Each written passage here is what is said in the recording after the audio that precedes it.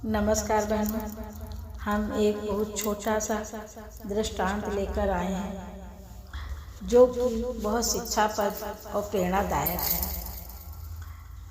किसी राज्य में एक राजा रहते थे। उनके पास एक बकरा था। एक बार उसने ऐलान किया कि जो इस बकरे को जंगल में चराकर तृप्त करेगा, मैं उसे आधा राज दे दूंगा, किंतु बकरे का पेट पूरा भरा है या नहीं, इसकी परीक्षा मैं खुद करूंगा। राजा के इस ऐलान को सुनकर एक मनुष्य राजा के पास आकर कहने लगा कि बकरा चराना कोई बड़ी बात नहीं है। वो बकरे को लेकर जंगल में गया और सारे दिन उसे घास चराता रहा। शाम तक उसने बकरे को खूब घास खिलाई। फिर सोचा कि सारे दिन इसने इतनी घास खाई है, अब तो इसका पेट भर गया होगा, अब तो इसको राजा के पास ले चले। इसी तरीके से वहाँ राज्य के बहुत सारे लोग अपने अपने बकरों के साथ यही व्यवहार किया और सुबह होते ही सब राजा के पास शाम होते ही बकरे को ले आए। जैसे ही राजा के पास ले जाए गए, राजा ने थोड़ी सी हरी घास बकरे के सामने रखी तो बकरा उसे खाने लगा। इस पर राजा ने उसे मनुष्य से कहा कि तूने इसे भरपेट खिलाया ही नहीं, वरना ये घास क्यों खाने लगता। बहुत लोगों ने बकरे का पेट भरने का प्रयत्न किया।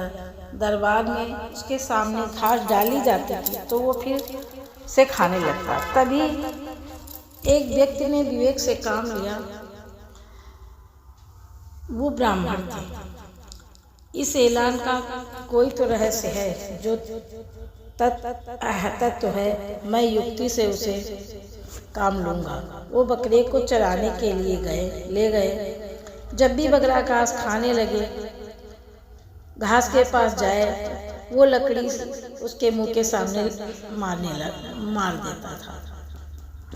इसी बार कई बार हुआ। अंत में बकरे ने सोचा, यदि मैं घास खाने का प्रयत्न करूंगा तो मुझे मार खानी पड़ेगी।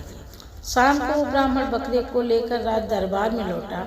बकरे को तो उसने बिल्कुल घास नहीं खिलाई थी। फिर भी राजा से कहा, मैंने इसको भरपेट खिलाया था, आप ये बिल्कुल घास नहीं खाएगा, इसका परीक्षण कर लीजिए। इसकी परीक्षा के लिए राजा ने घास डाली, लेकिन उस बकरे ने उसे खाया तो क्या देखा भी नहीं, देखा तो दूर रहा, सूंघा तक भी नहीं। बकरे के मन में बात बैठ गई थी कि अगर घास खाऊंगा तो मार पड़ेगी, अतः उसने घास नहीं खाई।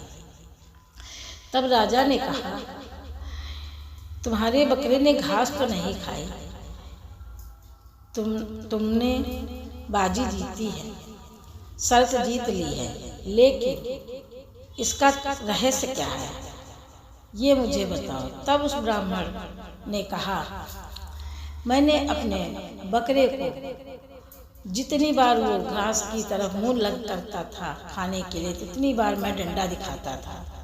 इसी से मेरा बकरा घास की तरफ अंत में नहीं बढ़ा। इसी पर हम चिंतन करें, विचार करके देखें कि हमारा मन क्या है। हमारा मन ही बकरा है, ये बकरा कोई और नहीं है।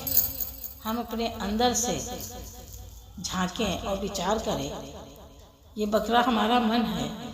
बकरे को घास चराने ले जाने वाला ब्राह्मण कौन है? वो मेरी आत्मा है। राजा कौन है? जिन्होंने ऐलान किया था वो राजा, वही राजा परमात्मा है। राजा परमात्मा है। मन को मारो नहीं, मन पर अंकुश रखो। मन को हमेशा भगवान का दर्शन कराओ। मन सुधरेगा तो जीवन भी सुधरेगा। अतः मन को विवेक रूपी लकड़ी से हमेशा भगवान के नाम का अंकुश लगाओ तो सफलता दूर नहीं। भगवान भी कहते हैं, कमाई छोटी हो या बड़ी हो सकती है।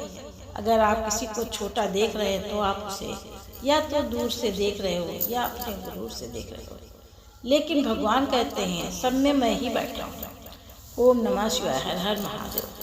इस कहानी से हमें यही शिक्षा मिलती है कि हमें अपने मन को स्थिर करके भगवान में लगाना चाहिए, फिर हमारा मन इधर उधर नहीं भटकेगा। जैसे ही मन इधर उधर जाए वैसे ही भगवान के नाम का उसे स्मरण कराएं। हरि ओम तत्सत, हरि ओम तत्सत, ओम नमः शिवाय, ओम नमः शिवाय। शिव अर्पण।